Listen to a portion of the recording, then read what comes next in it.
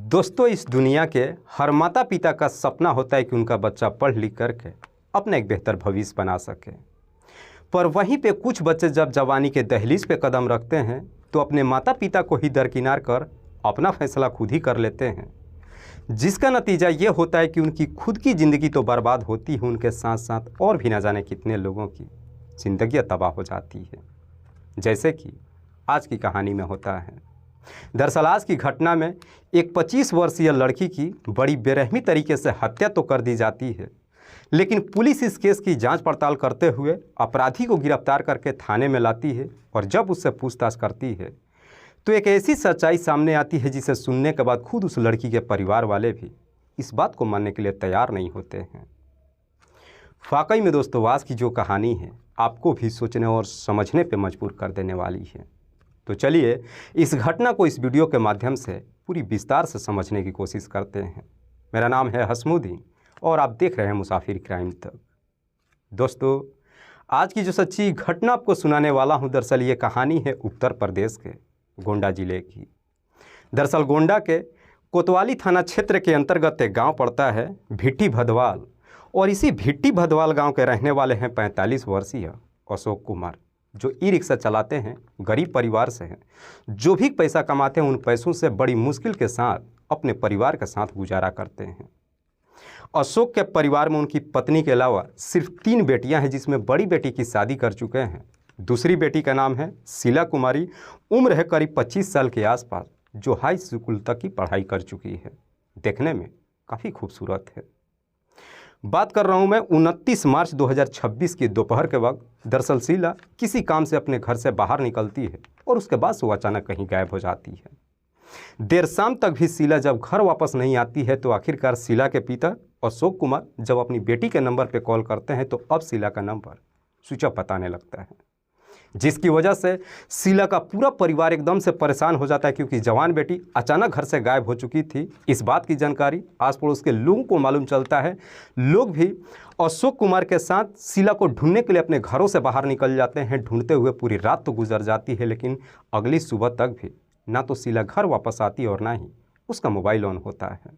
अब ज़रा सोच करके देखिए कि कोई भी जवान लड़की अचानक अपने घर से कहीं गायब हो जाए तो उसके परिवार के दिल पे क्या गुजरेगी। अगली सुबह तक भी जब शीला का कुछ पता नहीं चलता है तो आखिरकार कुछ पड़ोसी अशोक कुमार को सुझाव देते हुए कहते हैं, जिसकी वजह से अशोक कुमार नज़दीकी थाने में जाते हैं और जा करके सारी बात पुलिस को बताते हुए अपनी बच्ची की गुमशुदगी की रिपोर्ट दर्ज करा देते हैं। रिपोर्ट दर्ज तो हो जाती है, लेकिन पुलिस शायद इस केस को ज़्यादा सीरियस तरीके से नहीं लेती है। दरअसल पुलिस सोचती है कि शीला की उम्र लगभग 25 साल के आसपास है, नादान बच्ची नहीं है, बालिग हो चुकी है। हो सकता है कि शीला का किसी लड़के के साथ अफेयर चल रहा होगा और वो अपने आशिक के साथ भाग गई होगी। आज नहीं तो कल वो अपने घर वापस जरूर आ जाएगी। हालांकि फॉर्मेलिटी के तौर पर पुलिस कुछ दिन तक शीला को ढूंढने की कोशिश करती है, लेकिन पुलिस भी शीला को ढूंढ नहीं पाती है और धीरे धीरे लगभग 4 दिन का समय गुजर जाता है।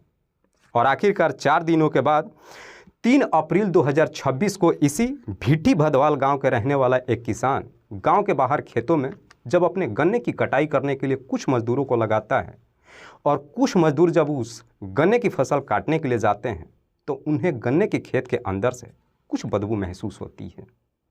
जब एक मजदूर पता लगाने के लिए जैसे ही गन्ने के खेत में एंट्री करता है, घुसता है, तो देखता है कि गन्ने के खेत में एक लड़की की डेड बॉडी पड़ी हुई है।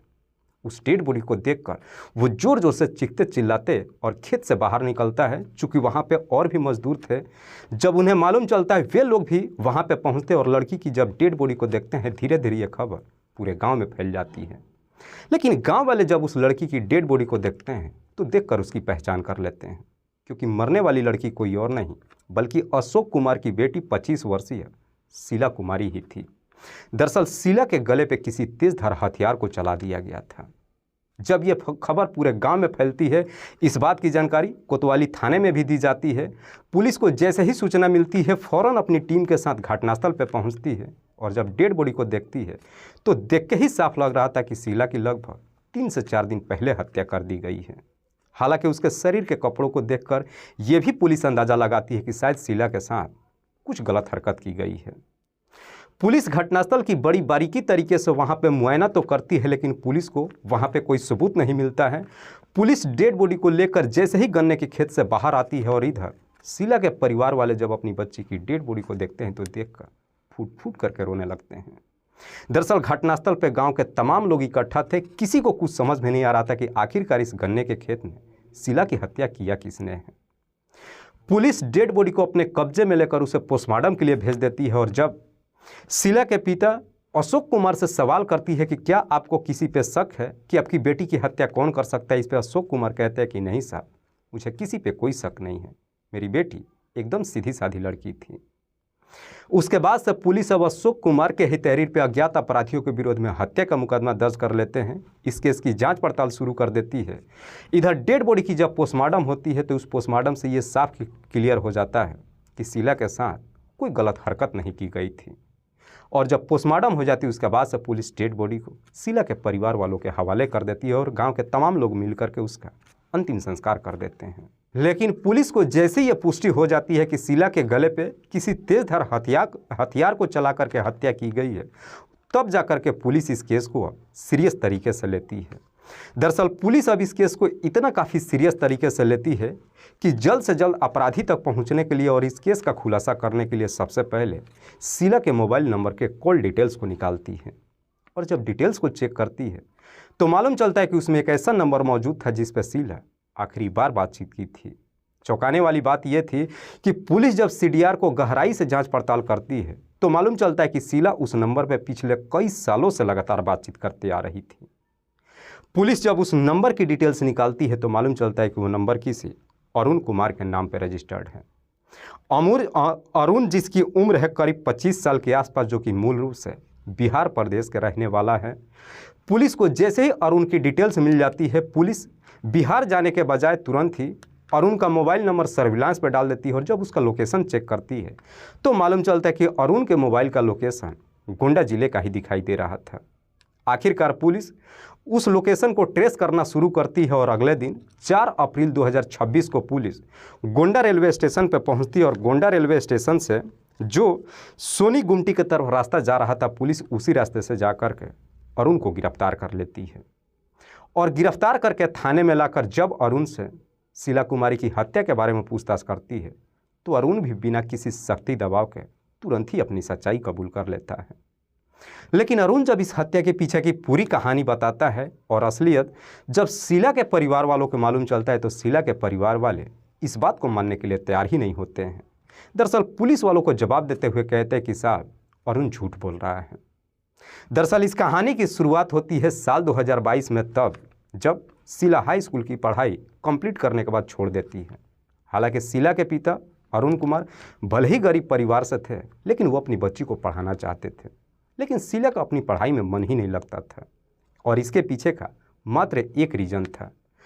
साल 2022 में जब उसकी पढ़ाई कंप्लीट होती है हाई स्कूल से, उसके बाद से शीला के पिता अरुण कुमार अपनी बच्ची को एक बड़ा वाला एंड्रॉयड मोबाइल खरीद करके दे देते हैं। और शीला जब उस मोबाइल पे सोशल मीडिया चलाना शुरू करती है और जब सोशल मीडिया के चाहे इंस्टाग्राम हो या फिर फेसबुक हो, शॉर्ट रील्स को देखती है, खास करके अपनी ही उम्र या अपने से कम या ज़्यादा उम्र की लड़कियों को वीडियो बनाते हुए देखती है, तो देख करके शीला को भी लगता है कि इस तरह की वीडियो तो मैं खुद भी बना सकती हूँ।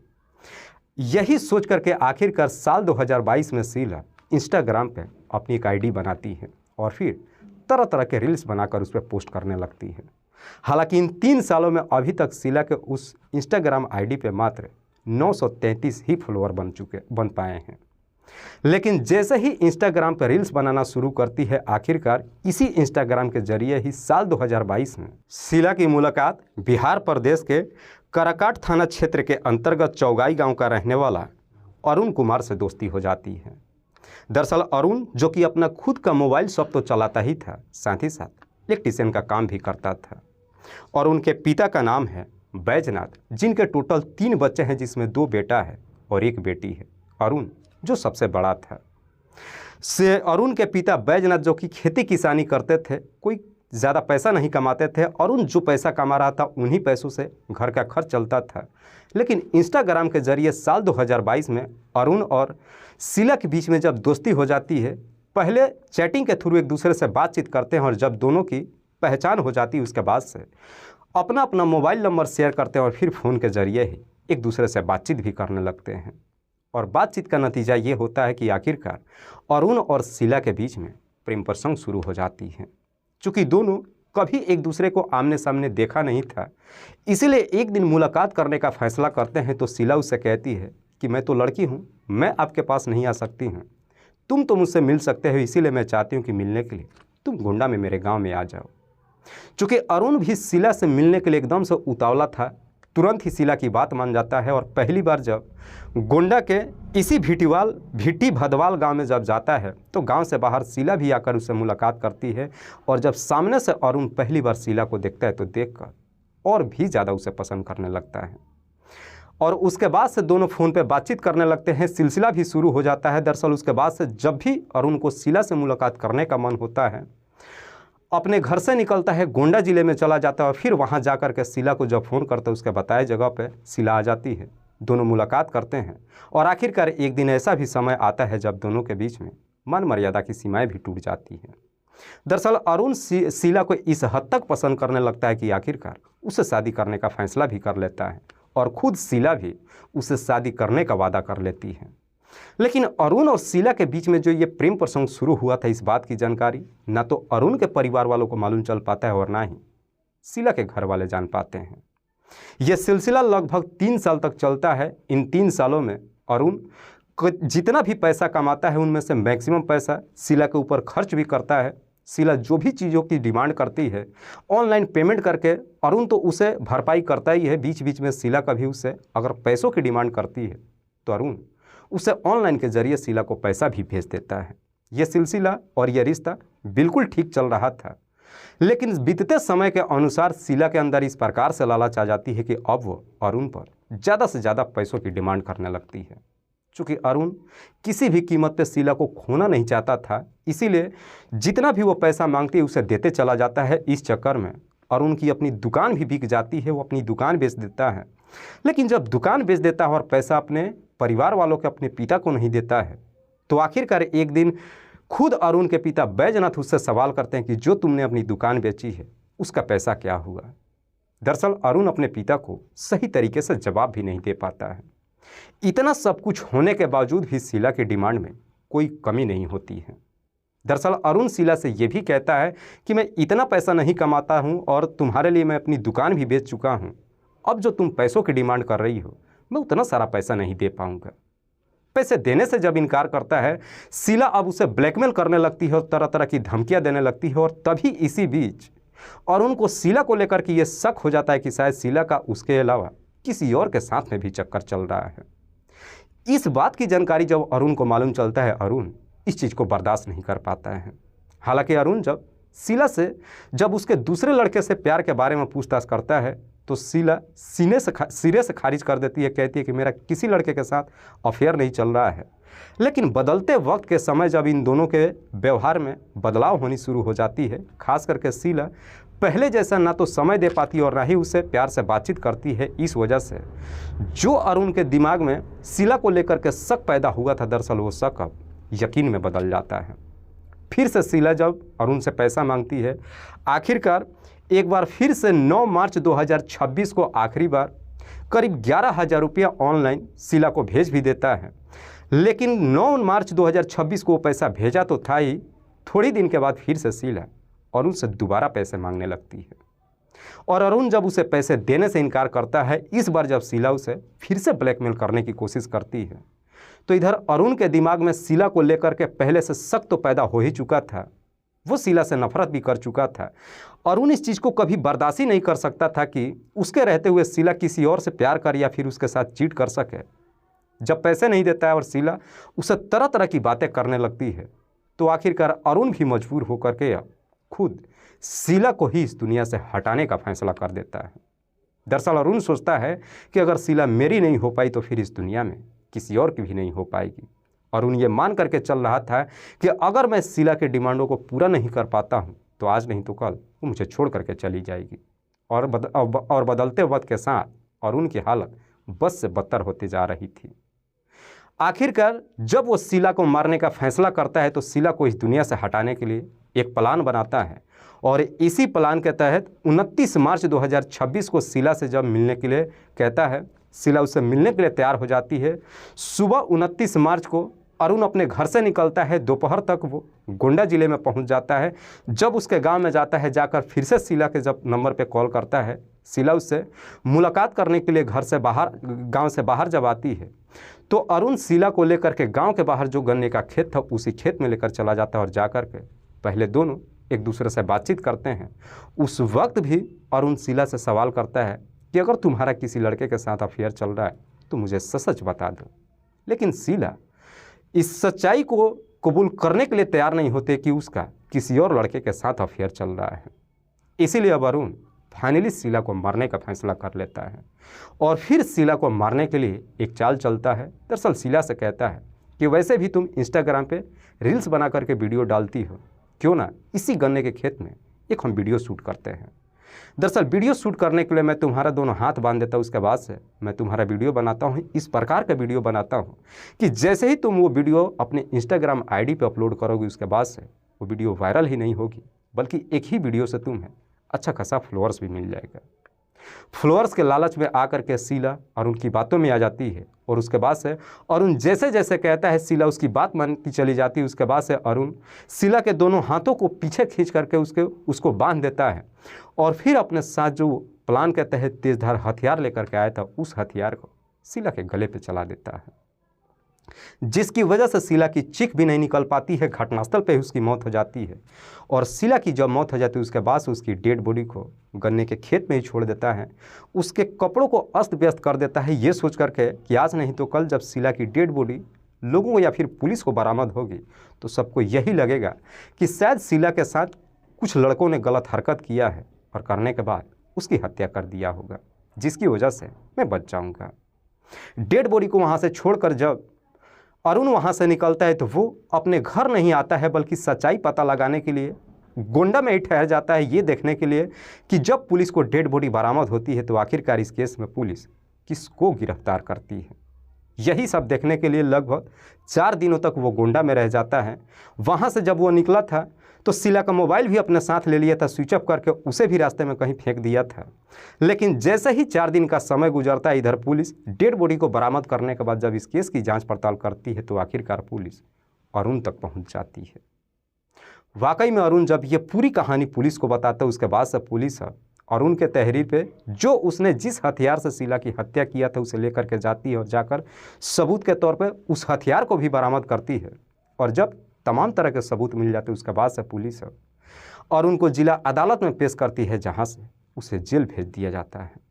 लेकिन पुलिस जब इस केस का खुलासा करती है, खास करके इस बात की जानकारी शीला के माँ बाप को मालूम चलता है तो शीला के माता पिता इस चीज़ को मानने के लिए तैयार ही नहीं होते हैं कि उनकी बेटी का अरुण नाम के लड़के के साथ कोई अफेयर चल रहा था। इससे भी ज़्यादा चौंकाने वाली बात यह है कि पुलिस जब इस बात की खबर अरुण के परिवार वालों को देती है जो बिहार में रहते हैं, वे भी सुन करके चौंक जाते हैं कि उनका बेटा बिहार से चलकर गोंडा में पहुंच करके एक लड़की की हत्या कर दिया है। दोस्तों, इस घटना को सुनाने का उद्देश्य मुझे किसी को परेशान नहीं करना है, ना ही किसी कोई तकलीफ पहुंचानी है।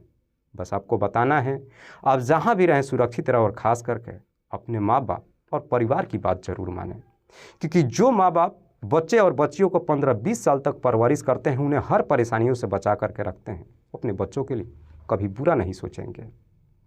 बाकी इस पूरी घटना के बारे में आप क्या सोचते हैं? अगर आप अपनी राय हमें देना चाहते हैं तो कमेंट बॉक्स में ज़रूर दीजिएगा। कल फिर मिलते हैं एक और नई सच्ची घटना के साथ। तब तक के लिए जय हिंद, जय भारत।